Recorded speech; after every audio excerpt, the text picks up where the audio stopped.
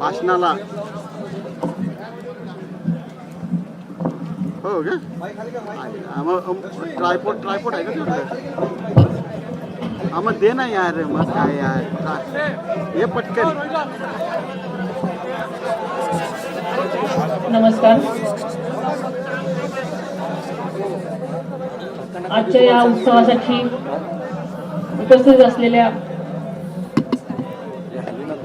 आजच्या शिवजयंती उत्सवाच्या निमित्तानं किल्ले शिवनेरी उपस्थित आपल्या राज्याचे मुख्यमंत्री आदरणीय श्री देवेंद्रजी फडणवीस साहेब, उपमुख्यमंत्री श्री एकनाथजी शिंदे साहेब, सांस्कृतिक कार्यमंत्री माननीय आशिषजी शेलार साहेब, जुन्नर श्री शरद सोनवणेजी, माजी आमदार श्री अतुलजी बेनके, श्री रितेशजी देशमुख, विघ्नहर कारखान्याचे चेअरमन श्री सत्यशील शेरकर, शिवनेरी भूषणचे सर्व पुरस्कारार्थी, तसेच मराठा सेवा संघाचे सर्व पदाधिकारी श्री विजयजी घोगरे, श्री राजेंद्रजी कुंजीर, श्री राजेंद्रजी बुट्टे पाटील, तसेच सर्व लोकप्रतिनिधी, सर्व अधिकारी कर्मचारी वर्ग, सर्व शिवभक्त, शौर्यविषयक खेळ सादर करणारे सर्व विद्यार्थी, बालकलाकार, सर्व पत्रकार बंधू भगिनींनो, आज आपल्या सर्वांचं आराध्य दैवत युगपुरुष स्वराज्य संस्थापक श्री छत्रपती शिवाजी महाराजांच्या जयंतीनिमित्त या पवित्र शिवभूमीवर उपस्थित राहण्याचं भाग्य मला आज लाभलं.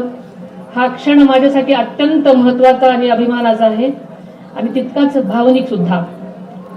याच भूमीमध्ये स्वराज्याच्या तेजस्वी सूर्य जन्माला आला आणि अन्याय अत्याचाराविरुद्ध लढण्याची प्रेरणा संपूर्ण महाराष्ट्राला दिली. या पवित्र भूमीला वंदन करून छत्रपती शिवाजी महाराजांच्या चरणी मी नतमस्तक होते. आपल्याला माहिती आहे की शिवजयंती हा केवळ उत्सव नाही, तर स्वराज्य, स्वाभिमान आणि सुशासनाचा संकल्प दृढ करण्याचा दिवस आहे. स्वराज्य रक्षक छत्रपती संभाजी महाराज, स्वराज्य संकल्पकर शहाजीराजे भोसले आणि स्वराज्य राज्य जननी राजमाता जिजाऊ मासाहेब यांच्या संस्कारातून घडलेल्या या महान कार्याची आज आपण पुन्हा आठवण जागवत आहोत. सह्याद्रीच्या कड्या कोपऱ्यातून देत स्वराज्यासाठी प्राणपणाने लढलेल्या समस्त मावळ्यांना सुद्धा मी या दिवशी वंदन करते.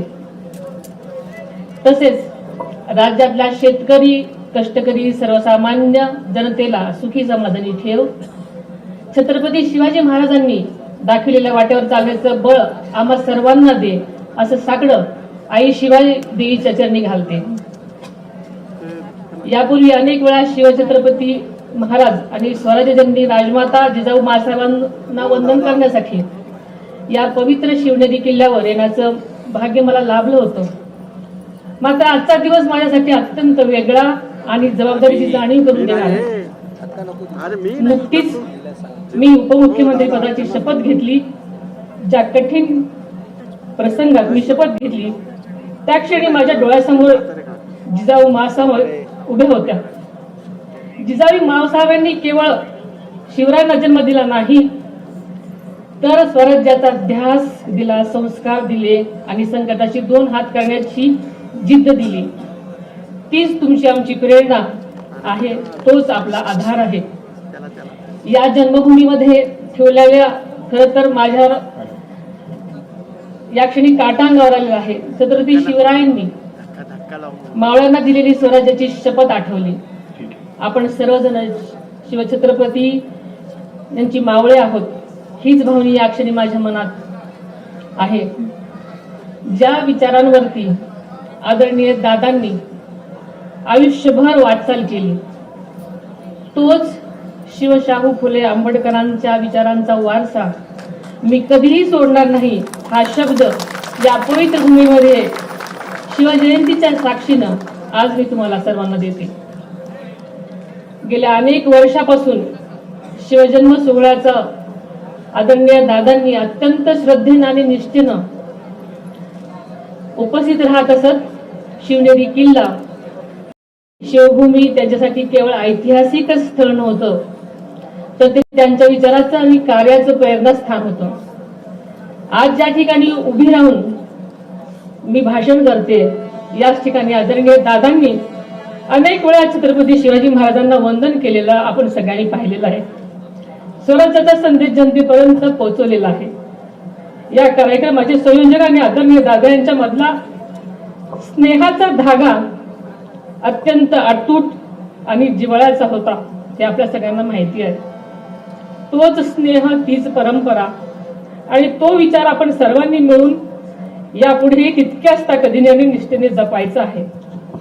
आदरणीय दादांना या पवित्र शिवनेरी किल्ल्याविषयी केवळ जिव्हाळाच नव्हता, तर या शिव जन्मभूमीचे सौंदर्य वाढावं, तिचा ऐतिहासिक वारसा जपला जावा आणि भावी पिढ्यांना अभिमानाने दाखवता यावा, यासाठी त्यांनी सातत्याने आटोकाट प्रयत्न केलेले आपल्या सर्वांच्या समोर आहेत.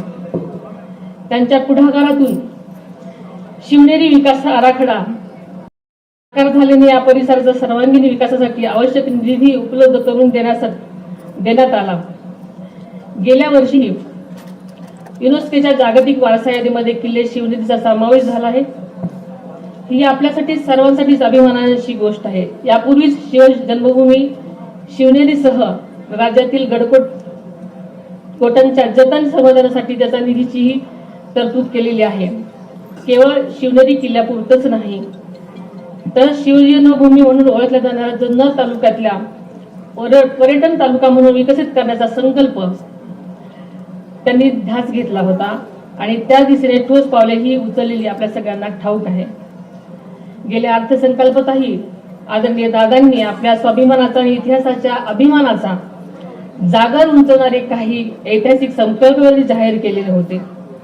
त्यामध्ये आग्रा येथे छत्रपती शिवाजी महाराजांचा पराक्रमाची साक्ष देणारे शिवस्मारक उभारण्याचा निर्धार त्यांनी केला. पानिपत येथे मराठा शौर्य स्मारक तसेच संगमेश्वर येथील छत्रपती शिवाजी महाराजांच्या स्मारकाचाही समावेश आहे. त्याचबरोबर किल्ले रायगड विकास आराखडा व स्वराज्य रक्षक छत्रपती संभाजी महाराजांचे बलिदान स्थळ तुळापूर आणि समाधी स्थळ ओढूबुद्रुक येथे स्मारकाचे काम अत्यंत वेगाने सुद्धा सुरू झालेलं आहे. या सर्व कामावर आदरणीय दादांची जातीने लक्ष देत असत आणि ही सर्व कामं प्रगतीपथावर आहेत. आणि या प्रत्येक स्मारकातून भावी पिढ्यांना प्रेरणा, स्वाभिमान आणि राष्ट्रनिष्ठेचा संदेश मिळत राहणार आहे. आज या संकल्पाची पूर्ती करण्याची जबाबदारी आपण सर्वांनी स्वीकारायची आहे. आपल्या महायुती सरकारच्या माध्यमातून राज्याचे लोकप्रिय मुख्यमंत्री आदरणीय देवेंद्रजी फडणवीस साहेब आणि उपमुख्यमंत्री आदरणीय एकनाथजी शिंदे साहेब यांच्या साथीने हा विकासाचा प्रवाह अधिक वेगाने पुढे नेण्याचा आमचा निर्धार आहे. छत्रपती शिवाजी महाराजांनी स्वराज्यातील प्रत्येक घटकाची काळजी घेण्याची शिकवण आपल्याला सर्वांना दिलेली आहे. महाराजांच्या त्याच विचारांवरती महायुती सरकार सुद्धा राज्याच्या प्रत्येक घटकांची काळजी घेत पुढे वाटचाल करत आहे. याचा आपल्या सर्वच शिवभक्तांना अभिमान आहे. महायुती सरकार छत्रपती शिवाजी महाराजांच्या रयतेच्या या संकल्पनेवर काम करत आहे. यापुढे सुद्धा महाराष्ट्राच्या सर्वांगीण विकासासाठी महायुती सरकार कटिबद्ध असेल असा मला या निमित्तानं विश्वास व्यक्त करावासा वाटतो. शिवछत्रपतीच्या स्वप्नातील सुजलाम सुफलाम न्याय आणि समृद्ध स्वराज्य घडवण्यासाठी महायुती सरकार कटिबद्ध आहे आणि त्यासाठी या कार्यासाठी आम्ही सर्व सातत्याने प्रयत्नशील राहू हा विश्वास मी आपल्या सर्वांना या शिवजन्मभूमीच्या साक्षीने व्यक्त करते.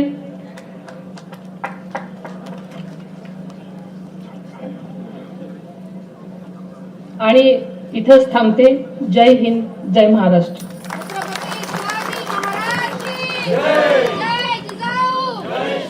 धन्यवाद.